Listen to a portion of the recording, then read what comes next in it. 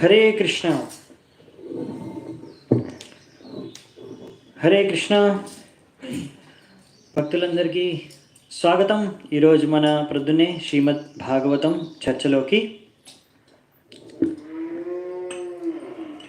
So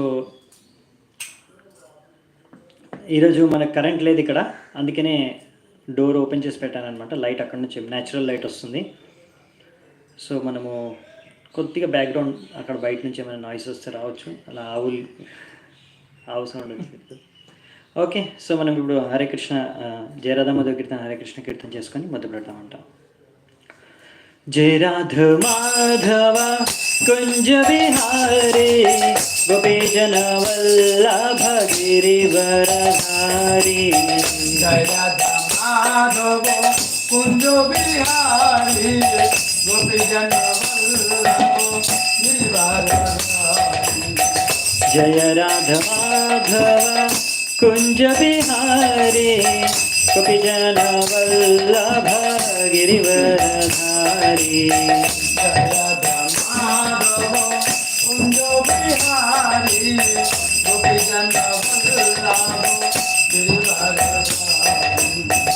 జయ రాధ మాధవ కుంజ విహారీ గోపీజన వల్లభ గిరివరధారీ. జయ రాధ మాధవ కుంజ విహారీ గోపీజన వల్లభ గిరివరధారీ. జయ రాధ మాధవ కుంజ విహారీ గోపీజన వల్లభ గిరివరధారీ.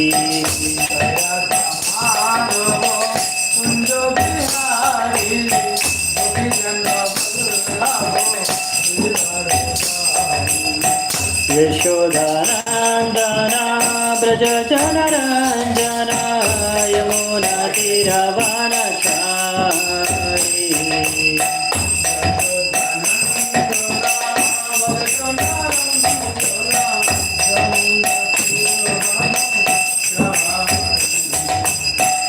యశోదానందన బ్రజ జనరంజన యమునా తీరవనచారి.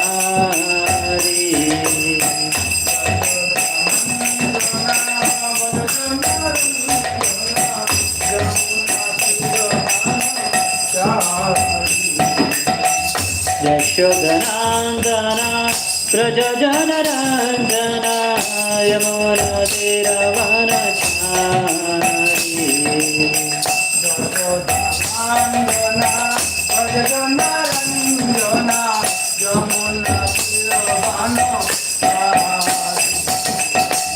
జయ రాధ మాధవ కుంజ Vihari గోపీజన Vallabha గిరివరధారీ.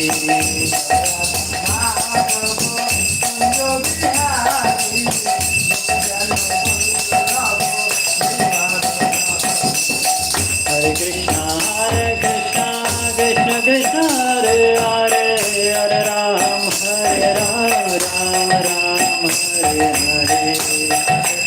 Hare Krishna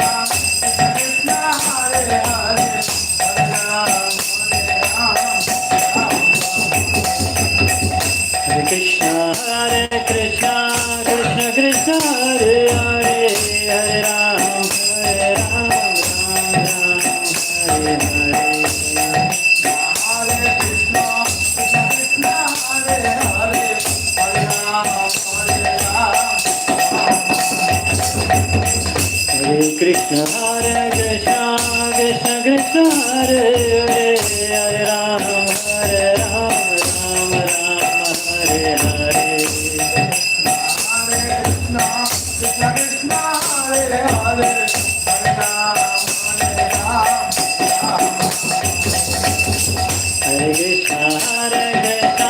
Krishna Krishna Hare Hare Hare Rama Rama Hare Hare.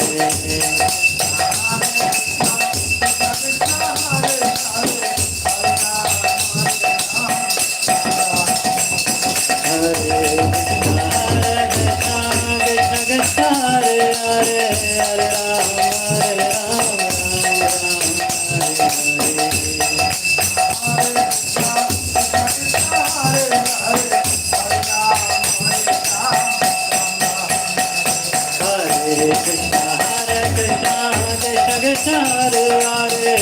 Rama Hare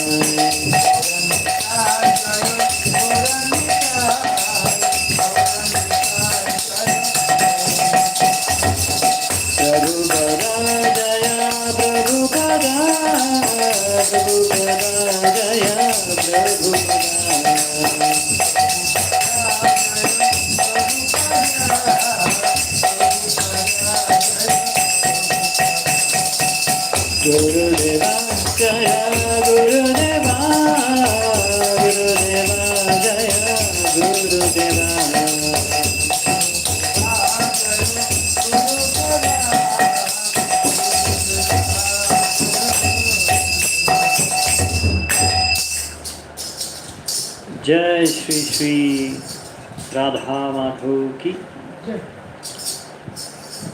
जय श्री श्री जगन्नाथ बलदेव सुभद्रा महारानी की जय। जय श्री श्री गौनिताय की जय। समवेत गौर भक्त वृंद की जय। शिल प्रभुपाद की जय। दाय गौर चितना प्रेमानंदे हरि हरि बोल। हरे कृष्ण। సో మనం ఇప్పుడు మంగళాచరణ చేద్దామంట. ఓం అజ్ఞానతిమిరంధస్య జ్ఞానాంజనాశలాకయా చక్షురున్మిలితం येन తస్మై శ్రీగురవే నమః. శ్రీచైతన్యమనోభీష్టం స్థాపితం येन భూతలే స్వయం రూపః కదా మह्यं దదాతి స్వపదాంతికం.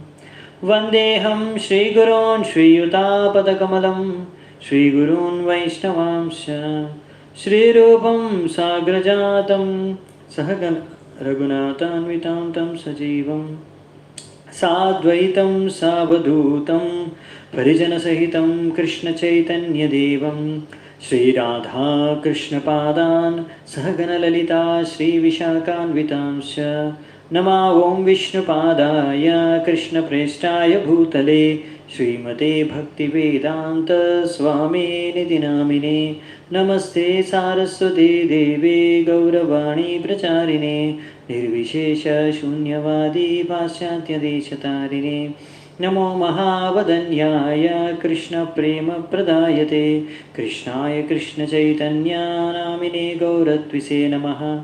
हे कृष्णा करुणा सिन्धु दीनबन्धु जगत्पते गोपेश गोपिका कान्ता राधाकान्त नमोऽस्तुते.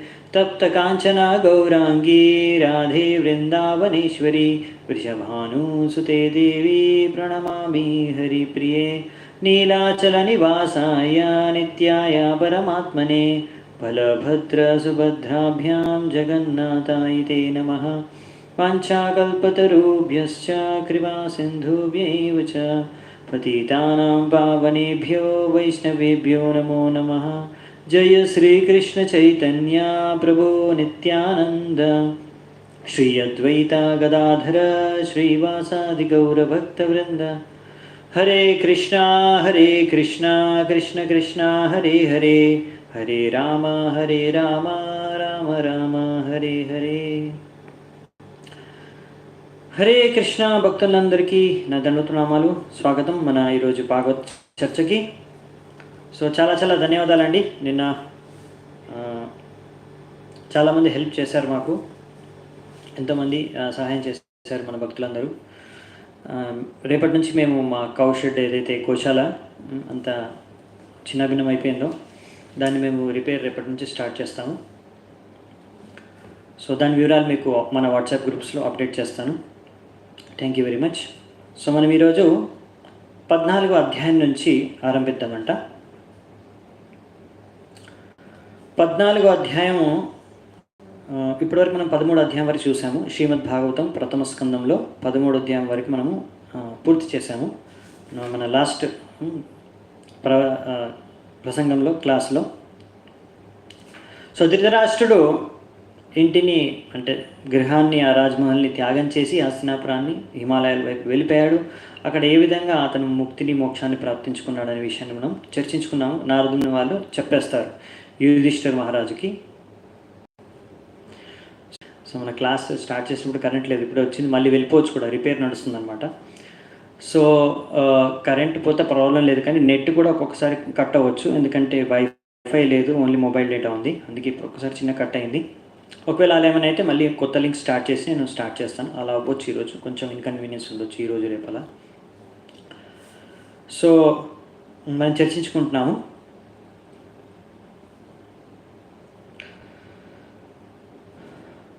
యుధిష్ఠిర్ మహారాజుకి నారదుని వారు ఇలా ఎన్నో విషయాలు చెప్పి ఆయన ఓదార్చారు, తత్వాల గురించి చర్చించారు, అవన్నీ మనం చర్చించుకున్నాము. దాని తర్వాత యుధిష్ఠిర్ మహారాజుకి వెళ్ళే ముందు నారదుని ఒక చిన్న ఒక భవిష్యత్తులో మీరు కూడా ఇలా ఒకసారి రాజ్యాన్ని త్యాగం చేసి వెళ్ళిపోవాలి, మరి ఎప్పటి వరకు మీరు ఇలా రాజ్యాన్ని పాలిస్తూ ఉంటారు, ఎప్పుడు మీరు త్యాగం చేసే సాయం అనేది ఒక ఇండికేషన్, ఒక చిన్న ఒక సిగ్నల్ ఇచ్చేసి వెళ్తారనమాట. నాకు తెలుగులో ఎగ్జాక్ట్ గుర్తుకు రావట్లేదు వర్డ్, కానీ ఓకే, మీరు ప్రశ్న అర్థమైతే. అసలు నారదుని వారు ఎప్పటి వరకు యుధిష్ఠిర మహారాజు సూచన అంటే సజెషన్ కాదు, ఆయన ఒక ఇండికేషన్ చెప్తారు భవిష్యత్తులో. అంటే మీరు కూడా ఇలా, ఇప్పుడు యుధిష్ఠిర మహారాజు అంటే ధృతరాష్ట్రుడు కూడా ఇంటిని త్యాగం చేసేసి వెళ్ళిపోయాడు కదా హిమాలయాలకి, అలాగే మీరు కూడా ఇంకా మీకు ఎప్పటివరకు మీరు ఇలా రాజ్యాన్ని పాలించుకుంటుంటారు, అంటే మీరు ఇంకా ఎంతకాలం ఇలా ఉండాలి, దాని తర్వాత మీరు ఎప్పుడు గృహాన్ని త్యాగం చేసి మీరు కూడా వనంలోకి వైపు భగవద్ధామాన్ని చేరుకోవడానికి ప్రయత్నంలో వెళ్ళిపోవాలనే విషయాన్ని సూచన అనుకోవచ్చు, ఒక విషయాన్ని చెప్తారనమాట. ఎప్పటి వరకు యుధిష్ఠిర మహారాజుని ఇలా రాజ్యాన్ని పరిపాలించుకోవచ్చు, ఎప్పుడు వాళ్ళు కూడా ఇంకా ప్రయాణం అంటే అంతిమ ప్రయాణానికి సిద్ధం కావచ్చు, గృహత్యాగం రాజ్యత్యాగం చేసి అంతిమ ప్రయాణానికి ఎప్పుడు సిద్ధం అవ్వచ్చు, ఇంకా ఎప్పటి వరకు అనే ఒక విషయాన్ని సూచిస్తారు. అదే దాని ద్వారానే మనం ఇప్పుడు వచ్చే అధ్యాయం మొదలవుతుంది, అదే కనెక్షన్ అనమాట. మార్గదర్శనం, ఓకే, నాట్ మార్గదర్శనము, ఇట్స్ లైక్ హింట్ అంటారు కదా, క్లూ ఒక క్లూ హింట్ ఇస్తాడనమాట నారదుని యుధిష్ఠిర మహారాజుకి. ఇంకా ఎప్పటివరకు మీరు ఇలా ఉండాలి, గృహం త్యాగం చేసి మీరు కూడా ధృతరాష్ట్రుడి మార్గాన్ని ఇప్పుడు అనుసరించాలి, ఇంకా ఎంతకాలం అనే విషయాన్ని ఆయన ఒక శ్లోకంలో చెప్తారు. అప్పటి వరకు మీరు వెయిట్ చేయండి, అప్పటి వరకు మీరు రాజ్యాన్ని పరిపాలించండి. ఆ సందర్భం తర్వాత, ఆ ఘటన జరిగిన తర్వాత మీరు కూడా ఇలాగే వానప్రస్థాన్ని గ్రహించాలని అన్న విధంగా చెప్తారన్నమాట. ఏమైనా చెప్పగలరా? హరే కృష్ణ.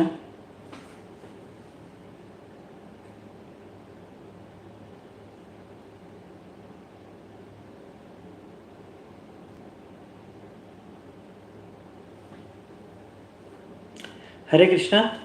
ప్రశ్న అడిగాను నేను.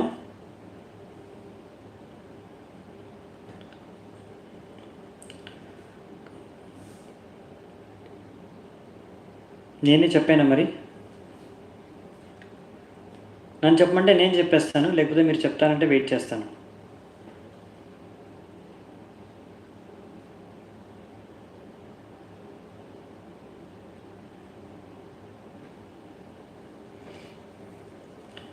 చాలా ఈజీ ప్రశ్న అండి. నేను దీన్ని చర్చించాను కొద్దిగా.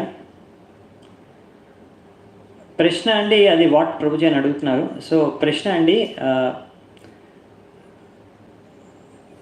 నారదముని చెప్తారనమాట యుధిష్ఠిర మహారాజుకి, ఇంకా మీరు ఇంకా ఎంతకాలం ఇలా రాజ్యాన్ని ఎప్పటివరకు పరిపాలించాల్సి వస్తుంది, దీని తర్వాత ఈ ఘటన జరిగిన తర్వాత దీని తర్వాత మీరు ఒక విషయం చెప్తారు, దాని తర్వాత మీరు కూడా ఈ రాజ్యాన్ని త్యాగం చేసి ఇంకా భగవద్ధామం కోసం అనేసి ఆ యొక్క ప్రయత్నంలో అంటే వనప్రస్థం తీసుకోవాల్సిందే.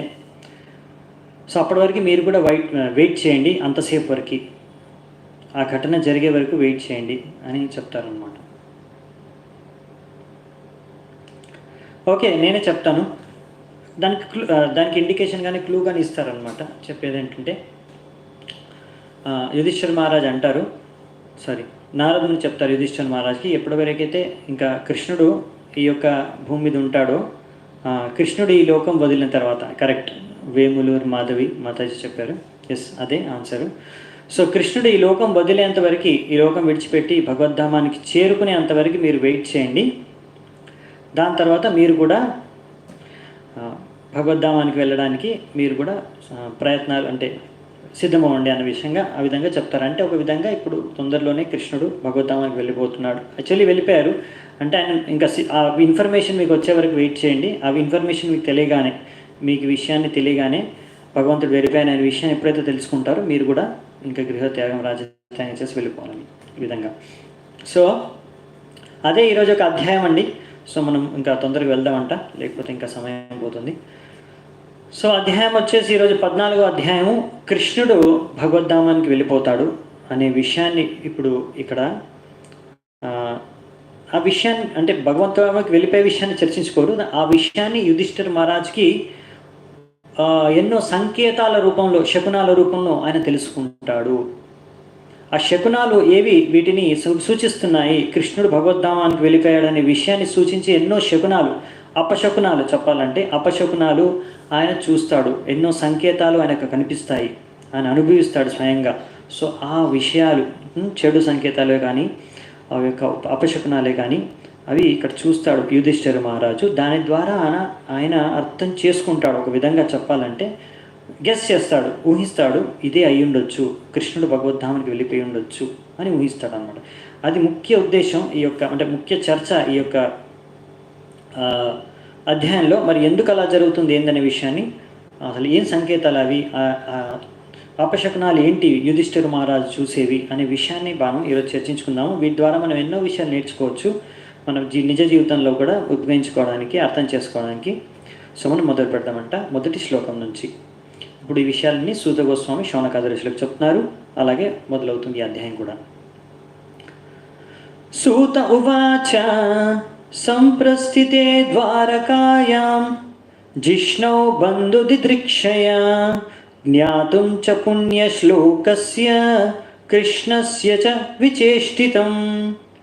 సో ఇక్కడ ఏం చెప్తున్నారంటే, సూత గోస్వామి అంటున్నారు, అర్జునుడు ద్వారకకు వెళ్ళాడంట కృష్ణుణ్ణి ఇంకా తన బంధువుల్ని పరామర్శించడానికి. అలాగే వాళ్ళని చూసి, అలాగే వాళ్ళతో మాట్లాడి భగవంతుడి యొక్క వచ్చే కార్యకలాపాల గురించి, ఆయన ఇంకా నెక్స్ట్ ప్లాన్ ఏంటి అనే విషయాన్ని తెలుసుకోవడానికి ద్వారకకు వెళ్ళాడంట. అంటే యుధిష్ఠిర మహారాజు ఆయన్ని ద్వారకకు పంపించాడు అనమాట, ద్వారకకు పంపించాడు అర్జునుడిని. సో ఇప్పుడు మరి ఏం జరిగింది, అర్జునుడు ద్వారకకి వెళ్ళి కొన్ని మాసాలు జరిగాయంట, మొత్తం 7 మాసాలు గడుస్తాయండి. ఇంకా అర్జునుడు తిరిగి రాలేదు, 7 మాసాలు అయిపోయాయి. సో ఇక్కడ కొన్ని మాసాలు నేను ఇచ్చేది, ఇంకో శ్లోకంలో 7 మాసాలని ఖచ్చితంగా చెప్పేస్తారు, అది కూడా ఈరోజు చూద్దామంట. సో అందుకనే మనం ఈరోజు అధ్యాయం యొక్క ఓవర్వ్యూ ఒకసారి, ఓవర్వ్యూ అంటే ఇదే చెప్పేసాను నేను ఆల్రెడీ, మెయిన్ చిహ్నాల గురించి ఉంటే అది ఈరోజు ఎక్కువగా చర్చించుకుంటాం. 1 నుంచి 24వ శ్లోకం వరకు ఈరోజు చర్చించడానికి మనం ప్రయత్నిస్తాము. సో ఇందులో మనం చూసేది ముఖ్యంగా ఏంటంటే, యుధిష్ఠిర మహారాజు కృష్ణుడు తన ధామానికి వెళ్ళిపోయాడనే విషయాన్ని ఆయన సంకేతాలు, ఎన్నో రకాల సంకేతాలు రూపంలో ఆయనకు విషయం అర్థమవుతుంది. లేకపోతే ఇంకా ఎన్నో అపశకునాల్ని ఆయన చూస్తాడు, తన కళ్ళతో చూస్తాడు, చెవులతో వింటాడు, ఆయనకు స్వయంగా ఆయన అనుభవిస్తాడు కొన్ని. సో దీని ద్వారా ఆయన అర్థం చేసుకుంటాడు. ఆ విషయాన్ని మనం ఈరోజే చూస్తాము. మరి రేపేం చూస్తాము అంటే దాని తర్వాత ఎన్నో రకాల ఆయన ప్రశ్నలు, ఇంకా కృష్ణుడి గురించి స్మరణ, ఇంకా అలాగే అర్జునుడు తిరిగి వస్తాడు. దాని తర్వాత ఆయన్ని కూడా కొన్ని ప్రశ్నలు అడుగుతాడు. ఇంకా ఆయన యొక్క ఆ విషయాల చర్చని రేపు చూద్దామంట. అదంతా మరి 25 శ్లోకం నుంచి లాస్ట్ 44వ శ్లోకం వరకు ఉంటాయి. సో ఈరోజు ముఖ్యంగా మనము ఈ అపశకునాలు ఏవి ఇక్కడ యుధిష్ఠిర మహారాజు చూస్తున్నాడు చూద్దామంట. 2వ శ్లోకం. వ్యతీత కతిచిన్మాసాస్ తదా నాయాత్తదోర్జున తదర్శ ఘోర రూపాని నిమిత్తాని కురుద్వః. సో ఇక్కడ వ్యతీత ఎన్నో వ్యతీత అంటే గడిచిపోయాయండి. కచిన్ మాసాస్ ఎన్నో మాసాలు గడిచిపోయాయి, ఇంకా అర్జునుడు తిరిగి రాలేదు. దదర్శ ఘోర రూపాని నిమిత్తాని, ఆడియో వీడియో రెండు రావడం లేదా? మిగతా వాళ్ళైతే నాకేం చెప్పలేదండి అలా. మిగతా వాళ్ళైతే ఆన్సర్ చేస్తున్నారు కొన్ని ప్రశ్నలకు కూడా. సుబ్రహ్మణ్యం ప్రభు శ్లోకాలు కూడా పెడుతున్నాడు కరెక్ట్గా. అంటే మనకి ఇక్కడ అందరికీ అర్థమవుతుంది. మీ వైపు నుంచి ఏదైనా మిస్టేక్ ఉండొచ్చండి, ఒకసారి చూడండి. సత్యవతి మాతాజీ గారు. సో నిమిత్తాని కురుద్వః అంటే ఇక్కడ చూడండి,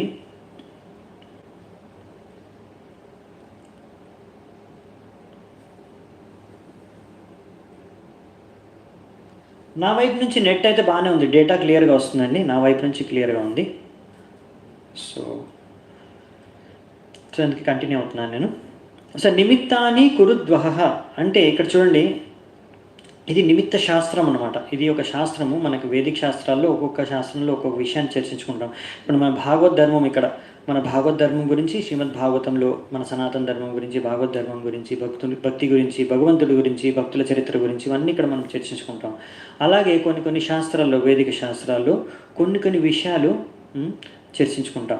అలాగే నిమిత్త శాస్త్రం అని కూడా ఒకటి ఉందన్నమాట. అక్కడ అపశకునాలు అంటే శకునాలు, కొన్ని మంచి శకునాలు కూడా ఉంటాయి, శుభ సంకేతాలు కూడా ఉంటాయి, కొన్ని అపశకునాలు కూడా ఉంటాయి. శుభ శకునాలు ఇంకా అపశకునాలు ఇవన్నిటి గురించి, వాటి యొక్క అర్థాలు ఏమిటి, వాటి ద్వారా మనం ఏం తెలుసుకోవచ్చు, వాటిని గుర్తించడం ఎలా, ఇవన్నిటి ఒక శాస్త్రం ఉందన్నమాట, నిమిత్త శాస్త్రం అని. అదే ఇక్కడ చెప్తున్నారు. నిమిత్తాలని, ఈ యొక్క కారణాలు అని పసిగట్టగలుగుతున్నాడు అనమాట యుధిష్ఠిర మహారాజుకి. ఆ నిమిత్త శాస్త్రం వీళ్ళందరికీ, క్షత్రువులందరికీ కూడా గురుకులంలో ఇవన్నీ శిక్షలను ఇస్తాడండి. మన భాగవత ధర్మంతో పాటు ధనుర్విద్య, ఆయుర్వేద శాస్త్రం, అంటే ఒక్కొక్కరు ఫీల్డ్ ఒక్కొక్కరికి. ఈ క్షత్రియులకైతే ధనుర్విద్య కూడా నేర్పిస్తారు. ఈ నిమిత్త శాస్త్రం అనే శాస్త్రం కూడా తెలుసు. అలాగే ఇక్కడ మనం చూస్తున్నాము, యుధిష్ఠిర మహారాజు ఈ యొక్క చిహ్నాలని, సంకేతాలని, శకునాలని చూసి ఎన్నో విషయాలు అర్థం చేసుకుంటారు. ఇప్పుడు అంటే ఏదో ఘోర రూపాన్ని దర్శనమిస్తున్నాయంటేనో, ఘోర రూపాలు అంటే ఘోర చిహ్నాలు, అవేంటో మనం చూడబోతున్నాం ఇప్పుడు దానికి ముందు. సో ముఖ్యంగా ఎందుకు ఇలా అంటే అన్ని అపశకునాలు చూసి ఎంతో ఘోరమైన, ఏదో ప్రమాదకరమైన విషయం జరిగింది, సంఘటన జరిగిందో జరగబోతుందో అన్న విషయాన్ని ఇక్కడ యుధిష్ఠిర మహారాజుకి అర్థమయ్యి, అది ఏంటి అన్నిటికన్నా అంత అపశకునం మనకేంటంటే అంతకన్నా అంత కష్టమైన, అంటే అంత ఏమంటాం బ్యాడ్, అంటే ఇక్కడ అపశకునం జరుగుతుంది అంటే ఏదో చెడు జరగబోతుంది, అన్నిటికన్నా అంత చెడు జరగడం ఏంటి అని ఇక్కడ ఆలోచిస్తున్నారు కదా యుధిష్ఠిర మహారాజు. అందుకే ఆయన గెస్ చేస్తాడనమాట. అంటే ఆయన ఊహిస్తాడు, ఆయన ఈ అపశకునాలు చూసి కృష్ణుడు వెళ్ళిపోయి ఉంటాడు తన ధామానికి. ఎందుకంటే ఇక్కడ మనకు రాశారు ప్రభుపాదుల వారు, కృష్ణుడు ఇప్పటివరకు ఉన్నారు కదా పృథివీ మీద, అందుకని అన్ని ప్రకృతి ఎంతో బాగా సహకరిస్తుంది, ఇంకా ధర్మం అనేది నిలబడి ఉంది, ఇంకా అలాగే మిగతా అన్ని విషయాలు కూడా ఇక్కడ ప్రకృతి కానీ, సమృద్ధి కానీ, సుఖ సంతోషాలు అన్నీ ఉన్నాయన్నమాట. ధర్మం అనేది అన్నీ నడుస్తున్నాయి బాగా. సో ఇప్పటివరకు బాగానే అన్నీ నడుస్తున్నాయి, కానీ ఇప్పుడు సడన్గా ఇలా అన్నీ ఒకేసారిగా ఎన్నో రకాల అపశకునాలు ఒకేసారిగా దర్శనమిస్తాయి మన యుధిష్ఠిర మహారాజ్కి. అందుకే ఆయనకి సందేహం వస్తుంది, ఇంతకన్నా పెద్ద దుర్ఘటన, thank you so much. So ఇంతకన్నా పెద్ద దుర్ఘటన ఇంకా వేరే అది అయి ఉండదు. అన్నిటికన్నా పెద్ద దుర్ఘటన ఆయనకి ఈ కృష్ణుడు భగవద్ధామానికి వెళ్ళిపోవడమే భక్తులకి. అలాంటిది యుధిష్ఠిర మహారాజు కూడా, అందరికీ యాక్చువల్లీ. సో ఆ విషయాన్ని ఇక్కడ మాకు అర్థమవుతుంది అనమాట. ఎలాగైతే సూర్యుడు ఇక్కడ సూర్యుడితో పోల్చి చెప్తున్నారు ప్రభుపాదుల వారు తాత్పర్యంలో. సూర్యుడు ఒకవేళ సూర్యుడు ఉంటే అన్నీ సూర్యుడి ద్వారా వచ్చిన శక్తి ద్వారా, ఆ యొక్క లైట్ ద్వారా అన్ని పంటలు పొలాలు అన్ని పువ్వులు అన్ని కాయలు పళ్ళు అన్నీ పండుతాయి. సో ఎంతో సమృద్ధి, దాని ద్వారా వానలు కూడా పడతాయి. చెప్పాలంటే సూర్యుడి ద్వారానే వానలు కూడా వస్తాయి, ఎందుకంటే అక్కడ నుంచి ఆవిరేయి మబ్బుల నుంచి వానలు, ఇలా అన్నీ మొత్తం సృష్టిలో ఎన్నో విషయాలు జరిగేవి. అంటే మన ప్రకృతిలో అన్నీ సరిగ్గా జరగాలంటే సూర్యుడు ఎంత అవసరమో, సూర్యుడు లేకపోతే ఎంత కష్టమవుతుందో, అలాగే ఇక్కడ భగవంతుడు తన ధామానికి వెళ్ళిపోతే ఇలాంటి కష్టాలు రావచ్చు అనే విషయాన్ని అర్థం చేసుకుంటున్నాం. మరి మీరు అడగొచ్చు, అరే ప్రభుజీ మరి ఇప్పుడు భగవంతుడు ఎప్పుడో వెళ్ళిపోయాడు కదా, మరి ఇప్పుడు మనకి ఆ విషయాన్ని కూడా ఇక్కడ చర్చించుకుంటాం ఈరోజు. ప్రభుపాదుల ద్వారా రాస్తారు తాత్పర్యంలో, అప్పుడు చూద్దామంట. ఇప్పుడు 3వ శ్లోకం నుంచి చూద్దాము. కాలస్య జగతిం రౌద్రాం విపర్యస్తర్తు ధర్మిణః పాపియాసిం నృణాం వార్తాం క్రోధలోభార్తతాత్మనాం. సో అప్పుడు ఏం చూశాడంటే, ఈ యొక్క సమయం కాలం అనేది మారుతుంది. మారే కాలాన్ని ఆయన గమనించగలుగుతున్నాడంట. అది ఎంతో భయంకరంగా మారుతుందంట. ఎందుకంత భయంకరంగా అనిపిస్తుంది కాల మార్పులు, అవి ఏం మార్పులు అని చూద్దాం. ఒకటి ఇక్కడ చెప్పారు ఏంటంటే, ఈ యొక్క సీజనల్ ఏవైతే ఋతువులు ఉంటాయో, కాలాలు ఉంటాయో, అంటే వానాకాలం, వర్షాకాలం, ఎండాకాలం, చలికాలం, ఇవన్నీ తారుమారైపోతున్నాయి. అంటే చలికాలంలో వానలు పడడం, లేకపోతే ఎండాకాలంలో వానలు పడడం, అలాగే చలికాలంలో ఎండ రావడం, అలాంటి విపరీతమైన పరిస్థితుల్ని ఆయన చూడగలుగుతున్నాడంట. అలాగే ఇక్కడ ప్రజల్లో కూడా ఆయన చూస్తున్నాడు, గమనిస్తున్నాడు. ప్రజలు ఒకేసారిగా అంటే ఆయన గమనిస్తున్నాడు. ఏంటంటే వాళ్ళు చాలా లోభాంతరాత్మన, క్రోధ లోభక, ఇంకా ఇలా ఎన్నో రకాల లోభానికి గురవుతున్నారంట ప్రజలు, క్రోధానికి గురవుతున్నారంట. ఇంకా ఎన్నో రకాలైన తప్పుడు మార్గాల ద్వారా, పాప మార్గాల ద్వారా అధర్మంగా డబ్బులు సంపాదించడం, ఇంకా వాళ్ళ జీవన విధానాన్ని జీవించడం అనేది అవలంబిస్తున్నారంట ఇక్కడ సామాన్య ప్రజలు. ఇవన్నీ అండి అప్పుడు యుధిష్ఠిర మహారాజ్ చూస్తున్నాడు. ఇప్పటివరకు ఇలాంటివి ఎప్పుడైనా చూడలేదు తన రాజ్యంలో, ఇప్పుడు చూడడం ఆరంభించాడు. అంటే ఇలాంటివన్నీ కనిపిస్తున్నాయి ఆయనకి. ఇది ఎందుకు అంటే, ఎప్పుడైతే భగవంతుడితో మనుష్యులకు సంబంధం అనేది విడిపోతుందో, అంటే తెగిపోతుందో, అప్పుడు ఇలాంటి సమస్యలు మనకు కనిపిస్తాయి అని ఇక్కడ మనకు ప్రభుపాదుల ద్వారా రాస్తున్నారు. మరి ఎలా ఇలాంటి సమస్యలకి, మరి భగవంతుడు భగవద్ధామానికి వెళ్ళిపోయాడు కనుక ఇలాంటి సమస్యలు వస్తున్నాయి కనుక, సో మరి ఈ సమస్యలకు పరిష్కారం ఏంటి అంటే ఇక్కడ మనకు ప్రభుపాదుల ద్వారా రాశారు. ఆ భగవంతుడు లాంటి సూర్యుడు వెళ్ళిపోతే ఇక్కడ ఆ సూర్యుడు లాంటి ఇక్కడ భాగవతం, శ్రీమద్ భాగవతం, ఈ భాగవతం ఉదయించింది. ఎప్పుడైతే కృష్ణుడు అనే సూర్యుడు అస్తమించాడో, ఇక్కడ భాగవతం అనే సూర్యుడు ఇక్కడ ఉదయించిందని ప్రభుపాదుల ద్వారా రాస్తున్నారు. ఈ భాగవతం ద్వారానే ఈ యొక్క సమస్యలు అన్నీ పరిష్కారం అవుతాయి ఈ కలియుగంలో. అంటే ఇప్పుడు భగవంతుడు తన ధామానికి వెళ్ళిపోయాడు అంటే ఇక ద్వాపర యుగం అంతమైపోతుంది అని. అప్పుడు ఇంకా కలియుగం ప్రవేశిస్తుంది. ఆ కలియుగం ప్రవేశిస్తుంది, దాని యొక్క లక్షణాలు ఇక్కడ మనకి యుధిష్ఠిర మహారాజు చూస్తున్నాడు, ఆయనకు దర్శనం అవుతున్నాయి, ఆయన దర్శిస్తున్నాడు కలియుగ లక్షణాలు. ఇంకా ఆయనకు పూర్తిగా అర్థమవుతుంది, అంటే అర్థం అవ్వలేదు అసలు ఏంటి అనేది, ఆయన ఓన్లీ ఇంకా చూస్తున్నాడు. ఇప్పుడు చూసిన తర్వాత ఆ నిర్ధారణకు వస్తాడు. దాని తర్వాత అర్జునుడు రేపు వచ్చి, అంటే మనం రేపు చూస్తాము అర్జునుడు వచ్చేది. సో రేపు అర్జునుడు ఎలా దాన్ని గురించి చెప్తాడు, ఈయన ఏం ప్రశ్నలు అర్జునుడు అడుగుతాడు, అసలు ఏం చెప్తాడు అర్జునుడు అనే విషయాన్ని కూడా మనం రేపు చూద్దామంట. జిహ్మ ప్రాయం వ్యవహృతం సాత్యామిశ్రం చ సౌహృదం పితృమాత్ర సుహృత్ప్రాత్ర దంపతీనాం చ కలకలం. సో కలకలం అన్న మన తెలుగులో అదే అంటాం కదా. ఇప్పుడు కలకలాలు అంటే గొడవలు, ఎవరి మధ్యలో? పత్ని అదేమన్నా భార్య భర్త మధ్యలో, అలాగే మాతాపితల మధ్యలో, తల్లి తండ్రుల మధ్యలో, అంటే తల్లి కుమారులు, ఇంకా కొడుకు తండ్రి, అలా ఫ్యామిలీలో అన్ని రకాల గొడవలు కనిపిస్తున్నాయంట. ఇంకా ఇలాంటి ఏవైతే మంచి సంబంధాలు ఉంటాయో అవన్నీ సంబంధాలన్నీ చెడిపోతున్నాయంట. సో ఇవన్నీ ఇక్కడ యుధిష్ఠిర మహారాజు దర్శనం చూస్తున్నాడు, అంటే చూస్తున్నాడు ఇవన్నీ ప్రజల్లో ఇలాంటి మార్పులు చేర్పులు అవన్నీ ఆయనకి కనిపిస్తున్నాయి. సో ఎందుకు ఇలాంటి సమస్య వస్తుందంటే, మనం ఎప్పటివరకైతే భగవంతుడితో సంబంధంతో మనం పనిచేస్తామో, భగవంతుడికి మనం భగవంతుడి యొక్క సేవకులం. ఇది మన స్వరూపం అండి, ఇది మన స్వరూపం. మన స్వరూపం ఏంటంటే భగవంతుడి యొక్క మనం సేవకులం. సో మనం ఎప్పటివరకైతే భగవంతుడి సేవకులుగా మనం అర్థం చేసుకొని మనం ఎప్పటివరకు ఆయనకి సేవ చేసుకుంటూ ఉంటామో ఎంతో ఆనందంగా గడపగలం. మనం జీవితాన్ని ఎంతో ఆనందంగా ఉంటామంట. అది మనం చూడొచ్చు. అదే ఒకవేళ మనం ఈ భగవంతుడితో సంబంధం తెంచుకొని మనమే భగవంతుడి అవ్వాలి అనేసి మనమే ఆ భోగవృత్తిని స్వీకరించి నేను ఈశ్వరుని అవుతాను, నేను నియంత్రిస్తాను అందరినీ, నేను భోగిస్తాను అన్నిటినీ అనే విషయాన్ని అలాంటి చేతన ఎప్పుడైతే అలవర్చుకుంటారో జనులు, అప్పుడు సమస్య ఉత్పన్నమవుతుంది. దాని ద్వారా ఇవన్నీ రకాల సమస్యలు, అంటే క్రోధం, లోభం. ఎందుకండి లోభం? నాకే అన్నీ అనుభవించాలి, నేనే అన్నీ అనుభవించాలి. అనుభవించలేకపోతే క్రోధం, అలా దానికోసమే గొడవలు, కొట్లాటలు. సో అందుకనే ఈ సమస్యలు అనేది ఉత్పన్నమవుతాయి అని చెప్తున్నారు ఇక్కడ. సో ఎలా మరి దీనికి సమస్యకు పరిష్కారం అంటే అది భక్తి మార్గం ద్వారానే. ఈ భక్తి మార్గం ద్వారానే మనం అర్థం చేసుకుంటాము.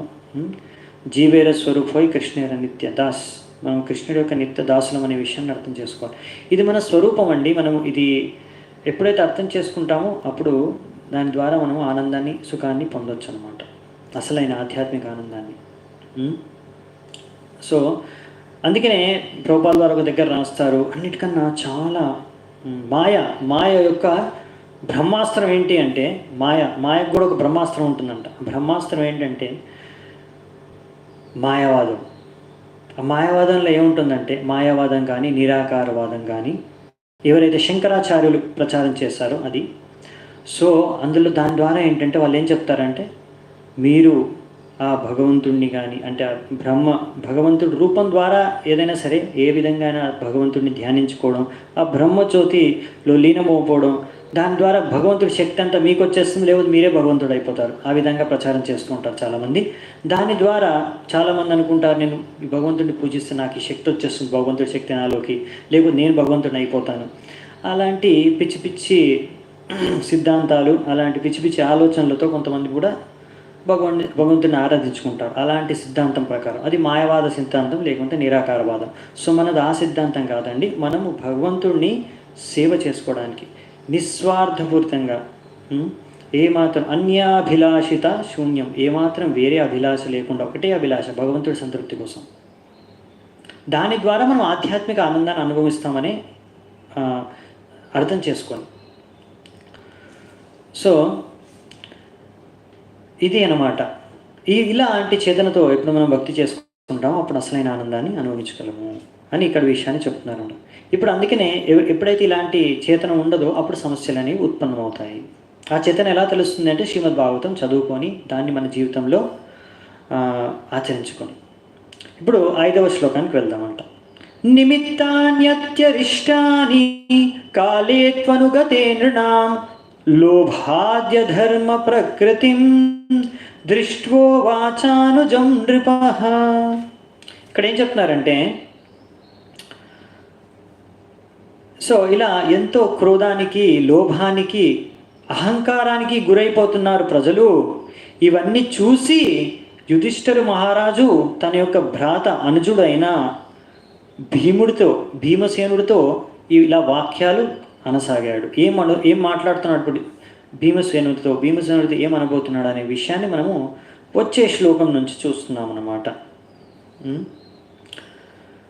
యుధిష్ఠిర ఉవాచ అంటే యుధిష్ఠిర మహారాజు ఇప్పుడు భీమసేనుడికి చెప్పబోతున్నాడు. ఏమంటున్నాడు? మాట్లాడుతున్నాడు, సంభాషణ చేస్తున్నాడు ఆయనతో. సంప్రేషితో ద్వారకాయాం జిష్ణుర్బంధూదిదృక్షయా జ్ఞాతుం చ పుణ్యశ్లోకస్య కృష్ణస్య చ విచేష్టితం. సో మహారాజు యుధిష్ఠిర వారు తన యొక్క భ్రాత అయిన భీమసేనుడికి ఆయన చెబుతున్నాడు, నేను అర్జునుడిని పంపి ద్వారకకి చాలా రోజులైంది. తన్ని మన యొక్క మిత్రులు ఇంకా బంధువుల గురించి పరామర్శించి వాళ్ళు ఎలా ఉన్నారో వాళ్ళ యొక్క భాగోగులు ఇంకా వాళ్ళ యొక్క కార్యక్రమాల గురించి తెలుసుకుందామనేసే నేను పంపించాను. నెక్స్ట్ శ్లోకంలో గతా సప్తాధునా మాస భీమసేనా తవానుజః నాయాతి కస్య వా హేతోర్నాహం వేదేదమంజస. సప్తాధునా మాస 7 మాసాలు గడిచిపోయాయి. అర్జునుడు వెళ్ళి 7 మాసాలు గడిచాయి, ఇప్పటి వరకు తిరిగి రాలేదు. ఇన్ని రోజులు ఎందుకు పడుతుంది అర్జునుడికి అంటే అక్కడ ఏదో జరగకూడదు జరిగిందనిపిస్తుంది. అక్కడ ఏం జరిగిందో నాకు అర్థం కావట్లేదు. ఇప్పుడు ఎలా? అపి దేవర్షినాధీష్టః సకాలోయం ఉపస్థితః యదాత్మనోంగం అక్రీఢం భగవాన్ ఉత్సిష్రక్షతి. అదే ఇప్పుడు అడిగారు, మనం చెప్పారు కదా, దేవర్షినాధిష్ట. దేవర్షి నారదు వాళ్ళు మనకు ఏవో కొన్ని సూచనలు ఇచ్చి వెళ్ళారు కదా, చిహ్నాలు చెప్పారు కదా. ఇప్పుడు భగవంతుడు తన ధామానికి తిరిగి వెళ్ళిపోయాడా? తన లీలలన్నీ ముగించుకొని భగవద్ధామానికి వెళ్ళిపోయాడా? ఆ సమయం ఆసన్నమైపోయిందా ఏమిటి అనే విషయాన్ని భీమసేనుడితో యుధిష్ఠిరుడు అంటున్నాడు అన్నమాట. అంటే ఆయన గెస్, ఆయన ఊహించుకొని ఇలా చెప్తున్నాడు. ఎందుకంటే ఇలాంటి చిహ్నాలు చూసి ఇవి అంతేకాదు ఇంకా ఎన్నో అపశకునాల్ని చూడబోతున్నాడు. అవి కూడా మనకి చెప్తారనమాట. దానికి ముందు ఇక్కడ దీని గురించి కొంచెం తత్వాల గురించి మనకు చెప్తున్నారు. భగవద్ధామానికి కృష్ణుడు వెళ్ళిపోయాడనే విషయాన్ని ఎలా భగవంతుడు తన లీలల్ని సమాప్తం చేసుకుని తన స్వయం. ఇప్పుడు మనం యదువంశీయుల గురించి కొంచెం చర్చించుకున్నాము, మళ్ళీ దాని గురించి విస్తృతంగా మనం 11వ స్కందంలో చూస్తాము. అలాగే కృష్ణుడు కూడా తన లీలల్ని ఎలా సమాప్తించుకొని భగవద్ధామానికి వెళ్ళిపోయాడు అనే విషయాన్ని కూడా మనం 11వ స్తంభంలో విస్తృతంగా చర్చించుకుంటాము. అందుకని ఇప్పుడు అంత విస్తృతంగా పోం, కానీ సంక్షిప్తంగా ప్రభుపాదులు వారు ఇక్కడ తాత్పర్యంలో చెప్పేశారు కనుక మనం దాన్ని సంక్షిప్తంగా చర్చించుకుందాము. దీని తర్వాత ఇంకా మనకు ఫాస్ట్గా అయిపోతాయి శ్లోకాలు. మెయిన్గా ఈ 2-3 శ్లోకాల్లో కొద్దిగా తత్వాలు ఇంకా భగవంతుడి లీల గురించి చర్చ ఉంది. సో భగవంతుడు అవతరిస్తాడు. అవునా, భగవద్గీతలో ఎన్నో కారణాలు చెప్పారు, మనం చూసాము.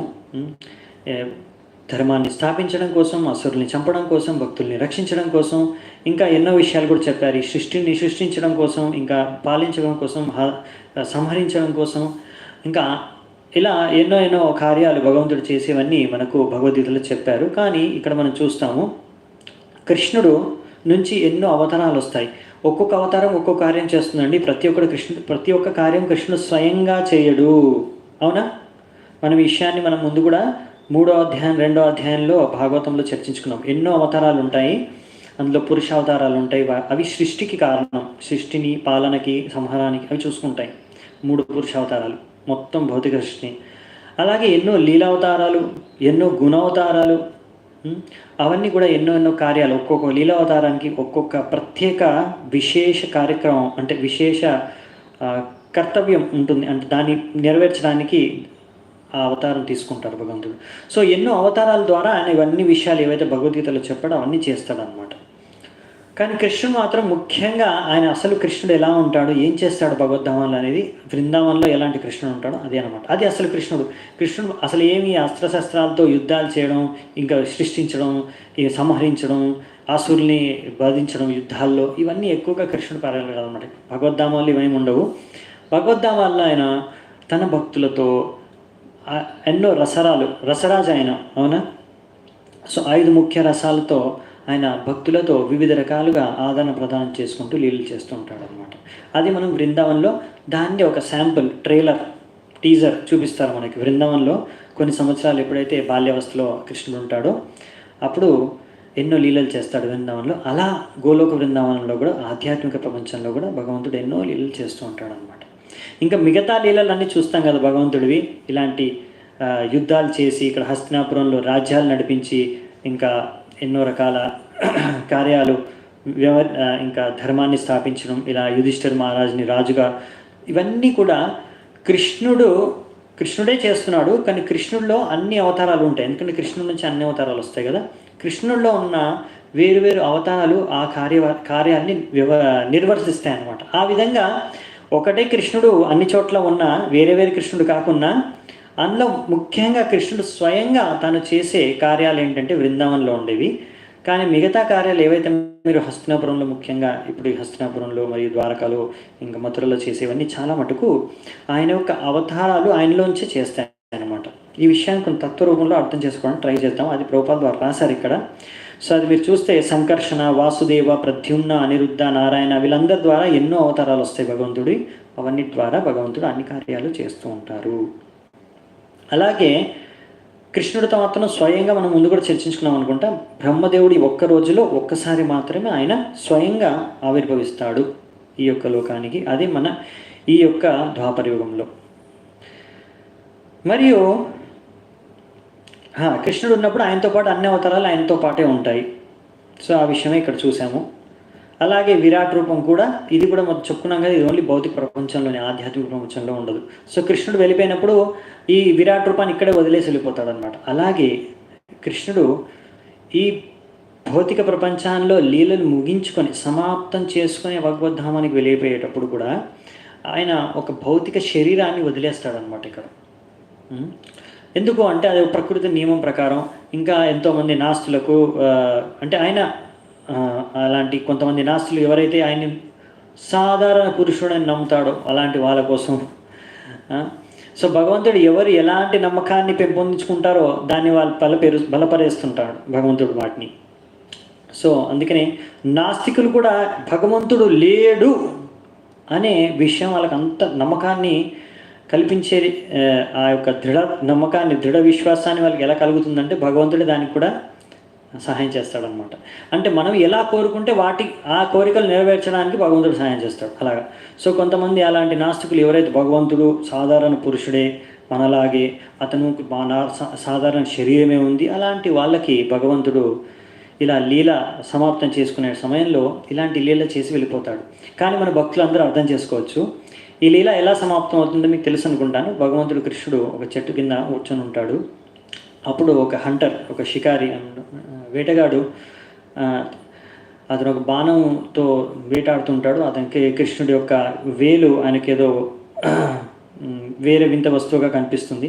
వేటాడడం అనేసి దానికి కొడతారు. ఆ వేలుకి ఆ యొక్క నార్మల్ హంటర్ అంటే సాధారణ వేటగాడి యొక్క బాణం తగిలి ఒక వేలు అంటే కాలు యొక్క బొటన వేలుకు అలా తగిలి భగవంతుడు ప్రాణాలు అంటే త్యాగం చేసేసి భగవద్ధామానికి వెళ్ళిపోతాడు.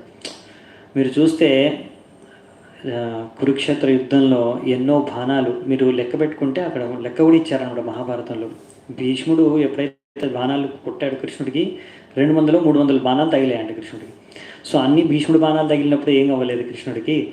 అలాంటిది ఇక్కడ ఒక్క బాణం తగిలంగానే, అది కూడా సాధారణమైన బాణం, ఏ దివ్యాస్త్రాలు కాదు, కృష్ణుడు భగవద్ధామానికి వెళ్ళిపోతాడు చనిపోయి.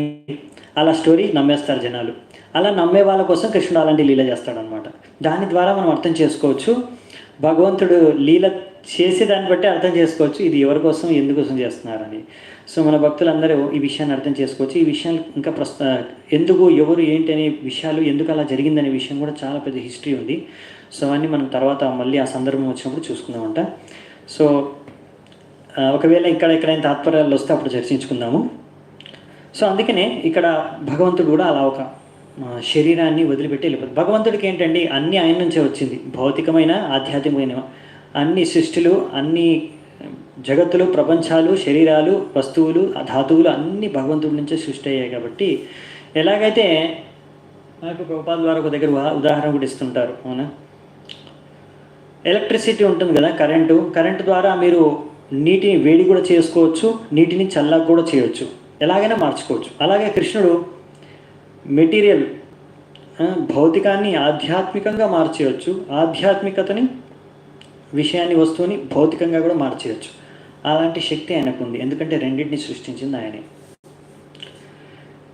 అదనమాట మనం అర్థం చేసుకోవాల్సింది. సో భగవంతుడికి భౌతికము ఆధ్యాత్మికం అనే తేడాలే లేవు. సో కృష్ణుడు ఆ యొక్క యాదవులు యుద్ధం చేసుకొని చనిపోతారు కదా, అందరు యదువంశం, అందులో చనిపోడు కృష్ణుడు సపరేట్గా. అది వాళ్ళు యాదవులు మిగతా ఫ్యామిలీ మెంబర్స్ అలా కుటుంబ వాసులు అలా చనిపోతారు ఆ యుద్ధంలో కొట్టుకొని. కానీ కృష్ణుడు మాత్రం ఇలా ఒక చెట్టు కింద ఉన్నప్పుడు ఒక హంటర్ అతను తగిలిన తర్వాత వచ్చి చూస్తాడు అక్కడ, అరే కృష్ణుడా, ఇది నేను తప్పుగా, నేను ఎవరో వేరే జీవి అనుకొని నేను కొట్టాను అనేసి ఆయనను ప్రదక్షిణ చేసుకుంటాడు. ప్రదక్షిణ చేసుకొని అది మొత్తం వస్తుంది అక్కడ. దాని తర్వాత కృష్ణుడు అంటాడు, పర్లేదు నా లీలని అనేసి మీరేం కంగారు పడకండి అని చెప్తాడు. సో ఈ విషయాలన్నీ మనం మళ్ళీ చూద్దామంట. కానీ సో ఇక్కడ మనం అర్థం చేసుకోండి ఏంటంటే, తత్వరూపంలో భగవంతుడు, సో మనకి ఎన్నో అవతారాలు, ఎన్నో రూపాలు ఇవన్నీ ఉన్నాయి, కానీ అన్ని కృష్ణుడి నుంచే ఉద్భవిస్తాయి. ఆ విషయం కూడా ఈ యొక్క లీలలు ద్వారా మనం తెలుసుకోవచ్చు. ఇంకా అలాగే ఎప్పుడైతే భగవంతుడు కృష్ణుడు తన ధామానికి వెళ్ళిపోతుంటాడో, ఇక్కడ రాశారు, ఎలాగైతే ఒక భౌతిక శరీరాన్ని ఇక్కడ వదిలేస్తారు, విరాట్ రూపాన్ని భౌతిక ప్రపంచంలో వదిలేస్తారు, అలాగే తన ధామానికి గోలోకంలో వెళ్ళేటప్పుడు ఇంకా ఆయనలో అన్ని అవతారాలు ఉన్నాయి కదా, అవన్నీ అవతారాలన్నీ వైకుంఠ లోకంలో వాళ్ళ అవతారాల లోపలికి భగవంతుడి నుంచి మళ్ళీ ప్రవేశిస్తాయంట అవతారాలు అన్ని వాటి ధామాలకి, వైకుంఠ ధామాల్లో కూడా. సో ఈ విధంగా మళ్ళీ కృష్ణుడు ఎప్పుడైతే వస్తాడో అన్ని అవతారాలు కృష్ణుడి లోపల నుంచి వస్తాయండి. అండ్ కృష్ణుడి లోపల ఎప్పుడూ ఉంటాయి అవతారాలు అలా. సో ఇక్కడ మనకి ఇవన్నీ విషయాలు ఇక్కడ చెప్పారు. కొన్ని విషయాలు అర్థం కాకపోవచ్చు మనం, కృష్ణుడు ఎలా చేయగలడు అని. అది అచింత్య. ఎలా ఇది కృష్ణుడికి సంభవం అని మన బుర్రతో మనం అర్థం చేసుకోలేము. అప్పుడు మనకు అర్థమవుతుంది, అరే మన తెలివి ఎంత అని. మన బుద్ధితో మనం భగవంతుడిని అర్థం చేసుకోగలిగితే, భగవంతుడు ఎలా కార్యాలు చేస్తున్నాడో మనం తెలివితేటలతో అర్థం చేసుకోగలిగితే, ఇంక మనం భగవంతుడు అంత తెలివైన వాళ్ళు మనం కూడా అయిపోయినట్టే కదా. అంటే ఇంకా మనకి భగవంతుడికి అంతే తెలివి ఉన్నట్టు కదా. సో భగవంతుడు ఈ లీలలు మనం సంపూర్ణంగా ఎప్పటికీ పూర్తిగా సరిగ్గా అర్థం చేసుకునేది మన తెలివితేటల ద్వారా కావదు, ఎన్ని చదివినా కానీ. అవి మన ఆచరణ ద్వారా భగవంతుడు ఎప్పుడు ప్రసన్నవుతారు. మన భక్తి మీద, భక్తి మార్గంలో మనం చేసుకునే భక్తిని మెచ్చి భగవంతుడు ఎప్పుడు తను దర్శనం ఇస్తే అప్పుడే మనం ఆ విషయాన్ని, భగవంతుడి గురించి కొన్ని విషయాలు అర్థం చేసుకోగలం. సో అందుకనే మన ఫిలాసఫీ ఉంది కదా, సిద్ధాంతం అచింత్య భేద అభేద తత్వ. మన అచింత్య అని ఉంటుంది, ఆ విషయాన్ని మనం గుర్తుంచుకోవాలి. అచింత్య అంటే కొన్ని విషయాలు మనం చింతించడం ద్వారా దాన్ని ఎప్పుడు అర్థం చేసుకోలేము. సో అందుకే కానీ మరి అనొచ్చు, ప్రభుజీ ఎలాగో మనం కృష్ణుడు అర్థం చేసుకోలేకపోతే మరి ఇంకెందుకు ప్రభు చదవడం అని. చదవడం ద్వారా మనకు తెలుసుకుంటాం. అది భగవద్గీతలో కూడా వస్తుంది, ఇక్కడ భాగవతంలో మళ్ళీ వస్తుంది, అది అక్కడ వచ్చినప్పుడు మళ్ళీ చర్చించుకుంటాం. కానీ ఇవన్నీ చదవడం ద్వారా మనకు అర్థమవుతుంది భగవంతుడు ఎంత గొప్పవాడు, భగవంతుడు చేసే కార్యాలు ఎంత గొప్పవి. అంటే నేను ఎంత ప్రయత్నించినా కానీ సంపూర్ణంగా అర్థం చేసుకోలేకపోతున్నాను. అంటే నా యొక్క తెలివితేటలు భగవంతుడి యొక్క తెలివితేటల ముందట తుచ్చమైన తెలివితేటలు. అది తెలుసుకొని అప్పుడు మనము ఎంతో నమ్రత భావనతో మనం భగవంతుడి భక్తి చేసుకోవడం సంభవం. అంతే కదండి. మనము ఆర్టిఫిషియల్గా అంటే కృత్రిమంగా మనము భగవంతుడికి నమ్రత భావన వ్యక్తం చేయడం అవసరం లేదు. ఎందుకు అండి భగవంతుడికి నమ్రత భావన అనేది? అందుకనే పండితుడు ఎవరైతే విద్యా వినయ సంపన్నే, ఎవరైతే అసలైన విద్య నేర్చుకుంటారో అంటే వేదాల శాస్త్రాలు, వాళ్ళు వినయంగా ఎందుకు ఉంటారు అంటే అదేదో యాక్టింగ్ కాదు, డ్రామా కాదు.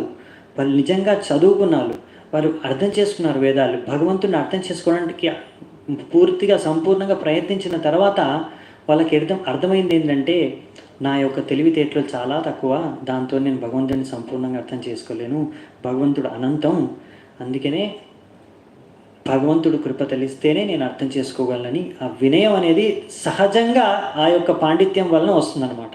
ఎవరైతే సరిగ్గా పండితులుగా అంటే సరిగ్గా వేదశాస్త్రాలు చదవలేదు, అర్థం చేసుకోలేదు, వాళ్ళ అహంకారాన్ని పెంచుకుంటారు. ఎవరైతే సరిగ్గా వేదశాస్త్రాలు అర్థం చేసుకున్నారో వాళ్ళు వినయంగా వ్యవహరిస్తారు. అందుకే విద్య వినయ సంపన్నే. సో అందుకనే మనం చూస్తాం మన ఆచార్యులందరూ కూడా ఎంతో నమ్రతా భావనతో, ఎంతో హ్యూమిలిటీ, ఎంతో నమ్రత భావాన్ని ప్రదర్శిస్తారు. ఎంతో వినయంగా వాళ్ళు వ్యక్తపరుస్తుంటారు వాళ్ళ యొక్క భావాల్ని, వాళ్ళ యొక్క వాక్యాల్ని, వాళ్ళ యొక్క ప్రార్థనల్ని. మనం అనుకోవచ్చు ఇంత నమ్రతా భావన ఎందుకు, ఇంత వినయం ఎందుకు అనేది. వాళ్ళకి సహజంగా వాళ్ళకి ఆ వినయం, ఆ నమ్రత భావన ఉంది. ఎందుకు అంటే వాళ్ళు అర్థం చేసుకున్నారు భగవంతుడిని నేను ఎంతో తెలివైన వాడిని అనుకున్నాను, కానీ నాకు అర్థమైంది అంత తెలివి లేదు నాకు అనే విషయాన్ని. సో అదనమాట సంక్షిప్తంలో. మళ్ళీ విషయాలు వచ్చినప్పుడు చర్చించుకుందామంట. 9వ శ్లోకం.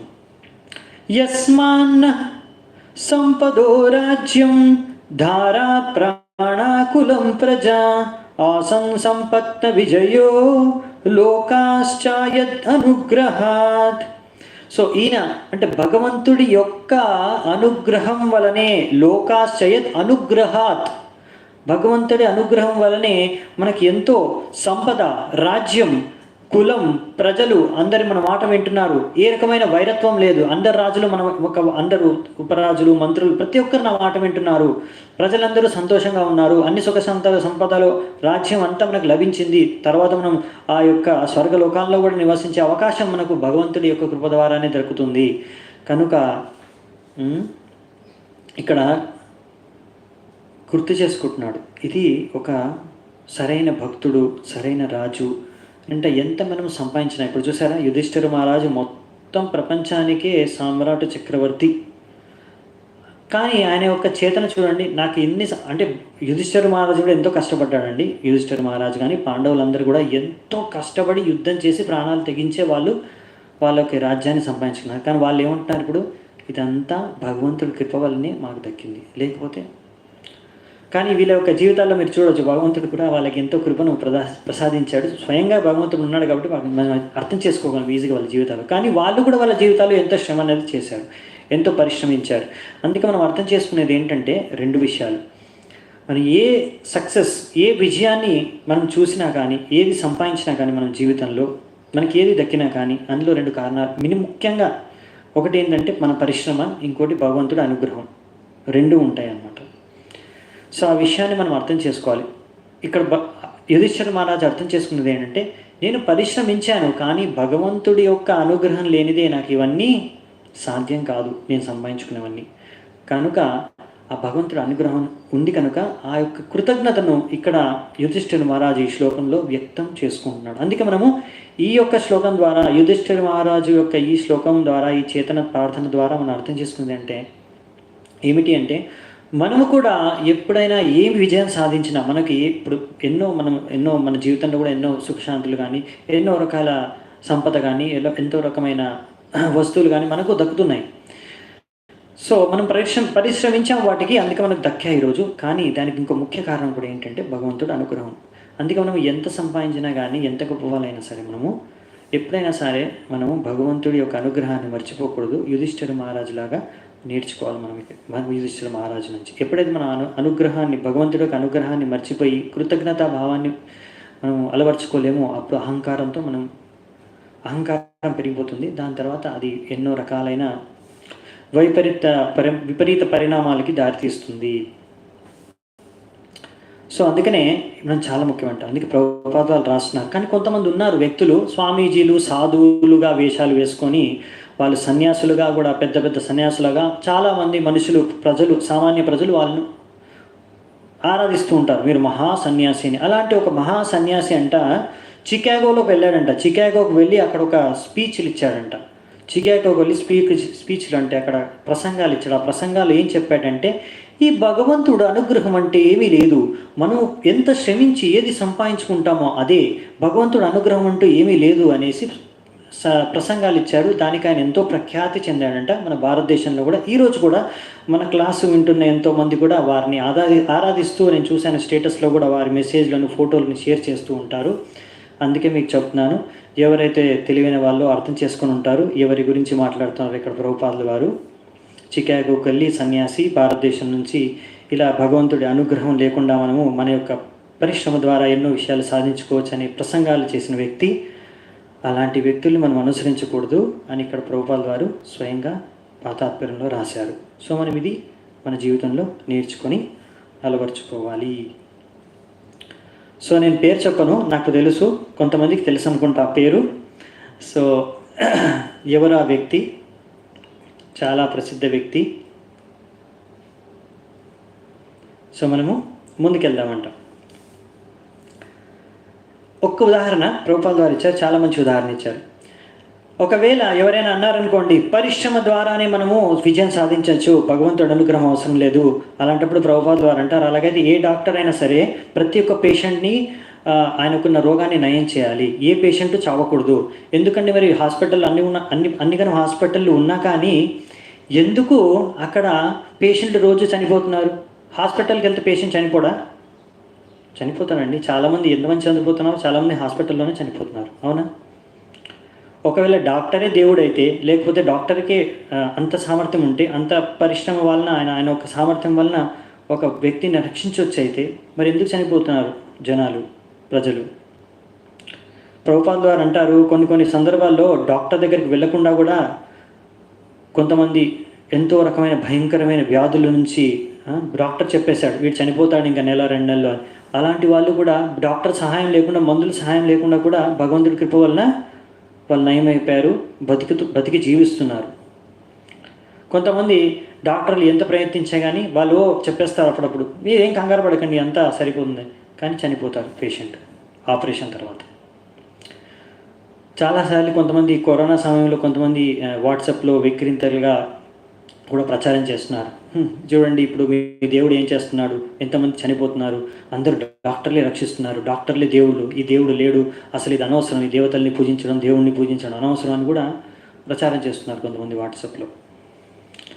సో మరి ఏం జరిగిందండి? మరి డాక్టర్లు ఉన్నారు కానీ మందు కనుక్కోలేకపోయారు. కనుక్కోవచ్చు, రేపో ఎల్లుండో 1-2 నెలల తర్వాత ఎప్పుడో కనుక్కుంటారు, కానీ మళ్ళీ ఇంకో వ్యాధి వస్తుంది కదా, దాని తర్వాత ఇంకో 6 నెలలకు, ఇంకొక 1 year తర్వాత ఎప్పుడో.